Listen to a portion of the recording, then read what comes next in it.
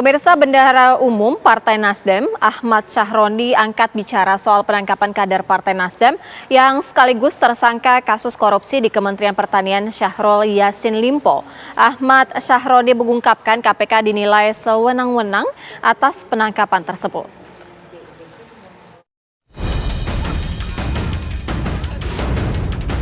Bendahara Umum Partai Nasdem sekaligus Wakil Ketua Komisi 3 DPR RI Ahmad Syahrondi mempertanyakan penangkapan paksa yang dilakukan Komisi Pemberantasan Korupsi atau KPK terhadap mantan Menteri Pertanian Syahrul Yassin Limpo.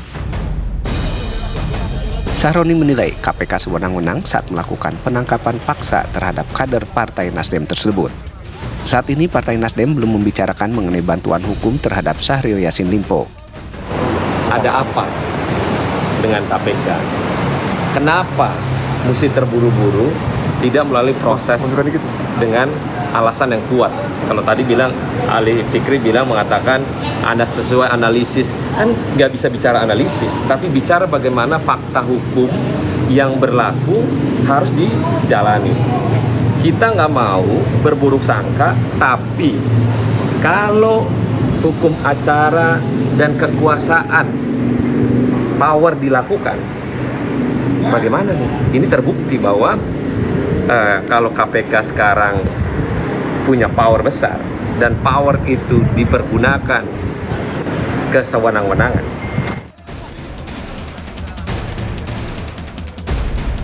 Mantan Menteri Pertanian yang juga kader Partai Nasdem Syahrul Yassin Limpo dijemput paksa pada Kamis malam. Padahal SYL telah mengkonfirmasi akan hadir dalam pemeriksaan pada hari Jumat ini. Penangkapan ini dilakukan karena ada kekhawatiran SYL melarikan diri dan menghilangkan barang bukti. Dari Jakarta, Laura Lois, Rizka Salsabila, Muhammad Ishak, TV One mengabarkan.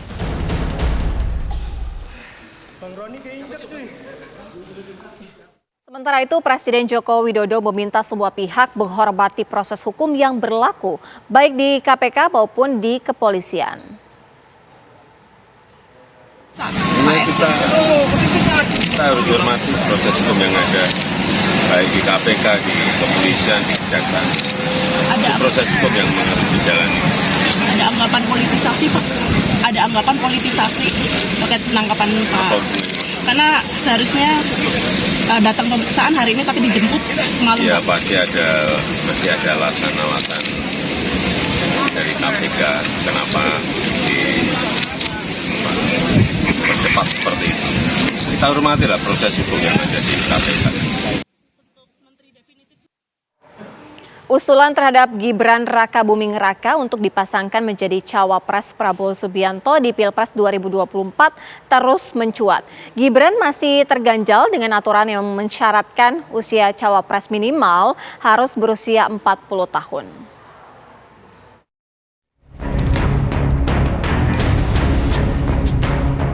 Bursa bakal calon wakil presiden untuk Prabowo Subianto memanas jelang putusan Mahkamah Konstitusi tentang batas usia capres-cawapres. Dorongan Wali Kota Solo Gibran Rakabuming Raka menjadi bacawa pres pendamping Ketua Umum Gerindra Prabowo Subianto di Pilpres 2024 terus menguat. Putra sulung Presiden Joko Widodo mengaku telah berulang kali diminta Prabowo untuk menjadi cawapres pendampingnya pada pemilu 2024.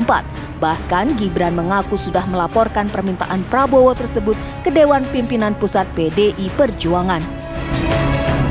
Gibran juga menanggapi santai banyaknya bermunculan dukungan sebagai cawapres di pemilu 2024. Ia menganggap banjirnya dukungan menjadi cawapres Prabowo Subianto sebagai biasa-biasa saja. Saya rasa biasa wae menurutku. Ya. Dukungan itu gimana? Menyambut baik atau apa, Mas? Ya saya santai aja. Yang pengen jadi apa? Yang pengen dorong jadi cawapres ada, yang pengen tetap jadi wali kota ada juga, yang pengen jadi gubernur juga ada. Gubernur mana, Mas? DKI Jateng. Relawan kan seperti itu.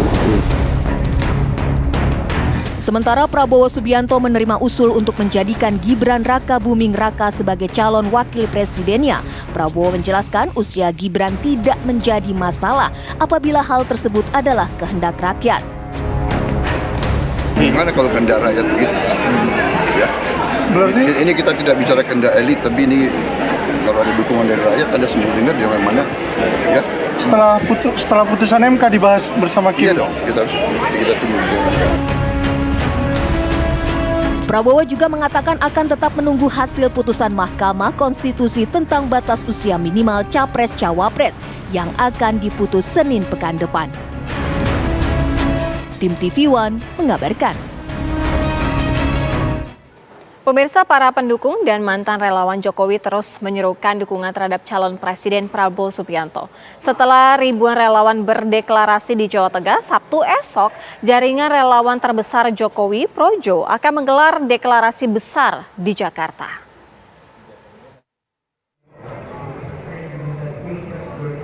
Ribuan pendukung Jokowi melakukan deklarasi bergabung ke jaringan sahabat Prabowo atau Jaspro 08. Deklarasi ini digelar di ballroom di Solo, Jawa Tengah. Deklarasi ini dihadiri 1.500 orang perwakilan dari 15 relawan Jokowi di 35 kabupaten kota di Jawa Tengah. Para relawan ini hadir dari berbagai unsur seperti Gaspol JKW, Smile JKW, dan Gas JKW, dan lainnya. Relawan menyatakan dukungannya kepada Prabowo sebagai capres penerus Jokowi. Melanjutkan Indonesia maju. Hanya Pak Prabowo yang bisa melanjutkan kinerja Pak Jokowi, kinerja yang baik. Kalau misalkan Pak Jokowi juga manusia tidak baik-baik saja, akan disempurnakan program yang mungkin kurang dari Pak Jokowi. Disempurnakan oleh Pak Prabowo. Jadi Pak Prabowo itu capres atau insya Allah besoknya akan menjadi presiden yang menurut saya cocok. Sementara itu, salah satu jaringan relawan Jokowi terbesar, Projo, akan menggelar acara besar untuk menentukan sikap pada hari Sabtu besok. Di GBK lagi. Bukan, di Indonesian Arena, lapangan basket yang baru itu. Itu gede, itu kapasitasnya hampir 20 ribuan. Soalnya bagus. Ya, kita undang. 14 Oktober ya Pak? Sabtu, 14 Oktober 2023. Dan Sabtu ini kan sekarang tanggal 9. Iya. Nanti puncaknya semua pada nunggu-nunggu nih. Ya. Nah, kemana? Ada surprise apa nih Pak? Meluasnya sikap relawan untuk mendukung Prabowo di berbagai daerah diyakini merupakan sinyal bahwa Presiden Joko Widodo tengah mempertimbangkan dukungannya kepada Prabowo. Tim TV One mengabarkan. Sepekan sebelum pendaftaran, 2 calon presiden masih belum memiliki calon wakil presiden. Saat ini 4 nama dijagokan untuk menjadi calon wakil presiden baik untuk Prabowo Subianto dan Ganjar Pranowo. Kembali di antara sebelah nama berikut mana yang Bapak Ibu pilih. Lembaga Riset Publik mengumumkan hasil survei terbaru yang mengungkap kandidat kuat calon wakil presiden untuk Ganjar Pranowo dan Prabowo Subianto. Direktur Lembaga Riset Publik atau LRP Muhammad Yunus mengatakan survei terbaru menunjukkan 4 sosok yang paling pantas mendampingi Prabowo Subianto. Keempat sosok dengan elektabilitas tertinggi ini adalah Erick Thohir 18,5%, Gibran Rakabuming Raka 17,4%, Yusril Iza Mahendra 14,3%, dan Hovifah Indar Parawansa 10,3%. Itu kurang lebih ada 4 nama besar di Prabowo Subianto, baik di Prabowo ataupun di Ganjar Pranowo. Soal Prabowo Subianto tadi melekat nama ada nama Erick Thohir, kemudian ada nama Yusril, kemudian juga ada nama Ridwan Kamil, ada nama Gibran, ada nama Hovifah juga. Usianya juga. Sementara 4 nama yang dianggap layak sebagai pendamping Ganjar Pranowo adalah Ridwan Kamil dengan 18,2%. Selanjutnya Mahfud MD 17,0%, Hovifah Indar Parawansa 14,3%, dan Sandiaga Uno 10,5%. Dari Jakarta, Sben Benef, TV One mengabarkan. Artinya, menjelang pendaftaran calon presiden dan wakil presiden minggu depan, para ketua umum partai politik dari Koalisi Indonesia Maju akan berkumpul. Lalu apakah pertemuan malam ini akan bisa memutus siapa calon wakil presiden pendamping Prabowo Subianto?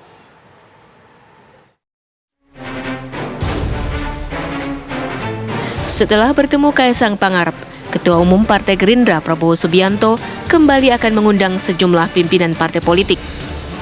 Bertempat di kediamannya, Jalan Kertanegara, Jakarta Selatan, Prabowo mengundang seluruh ketua umum dari partai politik Koalisi Indonesia Maju. Rencana pertemuan ini dikonfirmasi oleh Sekjen Partai Amanat Nasional, Edi Suparno. PAN telah menerima undangan untuk menghadiri pertemuan yang nanti akan dihadiri oleh Ketua Umum PAN dan saya sebagai Sekjen sesuai dengan undangan yang kami terima. Sore hari ini pada pukul 18.30 di kediaman Pak Prabowo Subianto. Agenda yang akan dibahas tentu kami serahkan kepada tuan rumah. Sementara, Ketua Umum Partai Golkar Airlangga Hartarto mengaku pertemuan akan membahas nama calon wakil presiden. Ya, nanti kita akan bahas dalam pertemuan para ketua umum. Kapan Pak? Katanya pertemuan. Kita tunggu jadwal yang pas. Sepekan menjelang pendaftaran ke KPU, Koalisi Indonesia Maju belum menetapkan siapa calon wakil presiden yang akan mendampingi Prabowo Subianto. Dari Jakarta, tim TV One mengabarkan.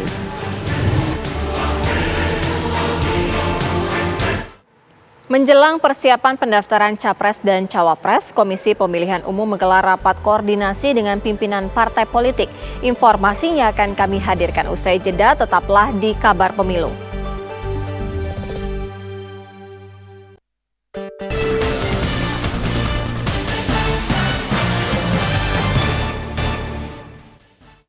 Komisi Pemilihan Umum menggelar rapat koordinasi dengan pimpinan partai politik dalam rangka persiapan pendaftaran Capres-Cawapres yang digelar mulai 19 Oktober mendatang. Saat ini KPU masih memegang ketentuan Undang-Undang Syarat Umur Capres dan Cawapres minimal 40 tahun. Komisi Pemilihan Umum atau KPU menggelar rapat koordinasi dengan pimpinan partai politik dalam rangka persiapan pendaftaran Capres-Cawapres. Pendaftaran bakal Capres-Cawapres akan digelar pada 19 Oktober hingga 25 Oktober 2023. Syarat pencalonan partai politik yang dapat mendaftarkan adalah partai politik peserta pemilu 2019 yang memenuhi syarat perolehan kursi, yaitu 25% jumlah kursi DPR RI pemilu 2019, atau memperoleh 25% suara sah untuk pemilu 2019. Ketua Komisi Pemilihan Umum Hashim Asyari menyatakan saat ini KPU masih memegang ketentuan Undang-Undang Syarat minimal umur Capres dan Cawapres minimal 40 tahun. Undang-Undang Pemilu nomor 7 2017 menentukan bahwa syarat minimal umur atau usia calon presiden atau wakil presiden adalah genap 40 tahun ya. Ketentuannya masih itu. Dan peraturan KPU yang mengatur tentang pendaftaran bakal pasangan calon presiden wakil presiden juga ketentuannya masih 40 tahun sebagaimana yang ditentukan oleh undang-undang. Bahwa kemudian kalau ada putusan yang berbeda, KPU sebagai pelaksana undang-undang yang akan melaksanakan putusan tersebut. KPU masih menunggu keputusan Mahkamah Konstitusi atas batas usia Capres-Cawapres 16 Oktober mendatang. Tim TV One mengabarkan. Pemirsa, calon wakil presiden dari Koalisi Perubahan Muhaimin Iskandar mengaku siap mengikuti aturan kampanye di sejumlah tempat termasuk di pondok pesantren. Muhaimin yang juga Ketua Umum Partai Kebangkitan Bangsa ini menyatakan sikapnya saat berkunjung ke Pondok Pesantren Al-Munawwir Krapyak, Yogyakarta. Sikap tersebut disampaikan menyusul adanya aturan dari Menteri Agama yang membatasi kampanye di lingkungan pondok pesantren, madrasah, dan perguruan tinggi. Muhaimin Iskandar menegaskan bahwa pihaknya mengikuti aturan yang dikeluarkan oleh Komisi Pemilihan Umum sebagai penyelenggara pemilu.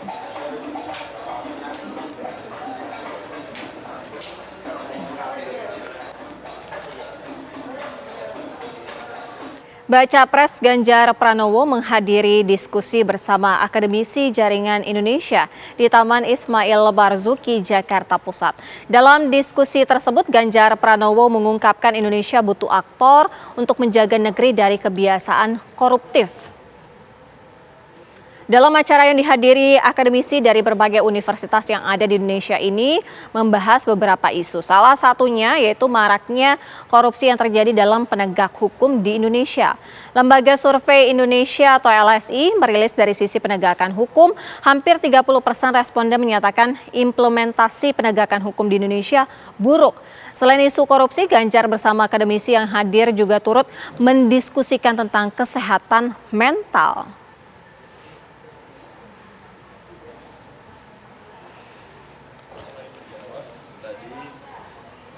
Menteri Pertahanan Prabowo Subianto hadir pada agenda sidang ke-43 GBC Malindo bersama Menteri Pertahanan Malaysia Muhammad Hassan. Sidang GBC Malindo ke-43 dipimpin secara bersama oleh Menhan dari kedua negara yaitu Indonesia dan Malaysia.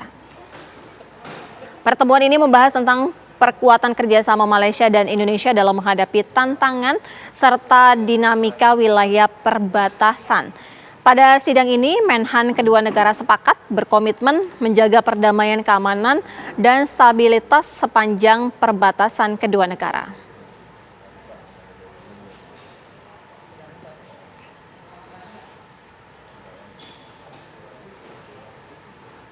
Kabar Pemilu segera kembali dengan sejumlah informasi penting lainnya usai jeda.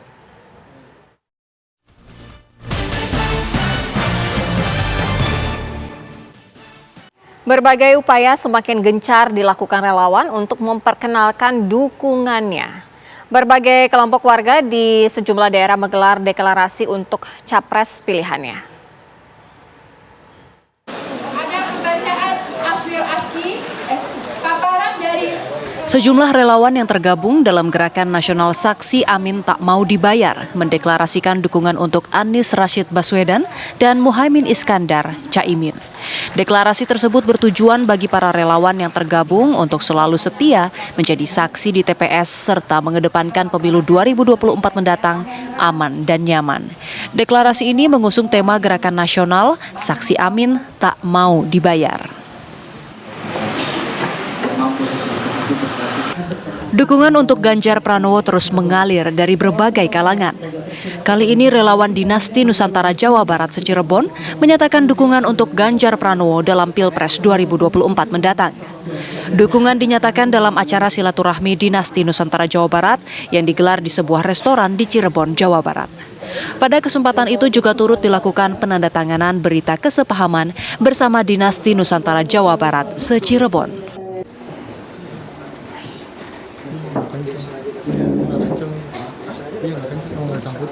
Sejumlah aktivis 98 dari berbagai daerah ini berkumpul untuk menggelar Mubes 98 di Denpasar, Bali. Selain mempertemukan aktivis mahasiswa tahun 98 dari berbagai daerah, Mubes 98 ini juga menjadi momentum deklarasi dukungan aktivis 98 kepada Prabowo Subianto. Ketua Panitia Mubes Aktivis 98 Sangap Suparbakti menitipkan 5 jalan perbaikan bagi Prabowo Subianto, diantaranya meneguhkan kembali Bhinneka Tunggal Ika sebagai jati diri bangsa, kedaulatan ekonomi dan mengukuhkan peradaban Nusantara. Dari Cirebon, Jawa Barat dan Denpasar, Bali, TV One mengabarkan. Demikian jumpa kita di Kabar Pemilu. Mewakili kru yang bertugas, saya Sira Safira pamit undur diri. Sesaat lagi Anda bisa menyaksikan program Nusantara terkini bersama dengan Putri Windasari. Terima kasih, sampai jumpa.